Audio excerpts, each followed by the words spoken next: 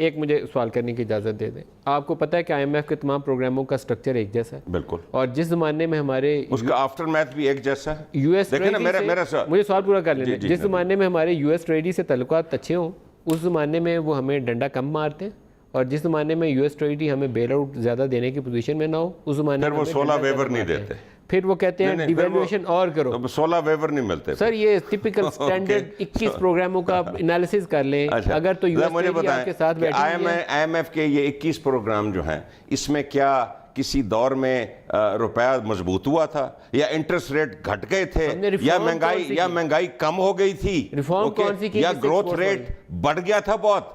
जब प्रोग्राम था, प्रोग्राम के बाद अगर आपने स्टेबिलिटी हासिल की है तो प्रोग्राम के बाद ये सारी चीजें होती हैं, रुपया स्टेबल हो जाता है।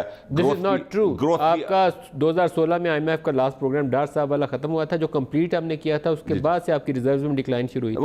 नहीं, उसके बाद और डार साहब के होते हुए डिक्लाइन शुरू हो गई 2016 के बाद। और नदीम, डार साहब के होते हुए डिक्लाइन शुरू होगी ना जी। होता ही था। प्रोग्राम कंप्लीट किया आपने, आपको पता ना होता क्या था कि हम समझते हैं कि रुपया मजबूत रखें तो क्या कमाल हो जाएगा, इकॉनमी मजबूत हो जाएगी।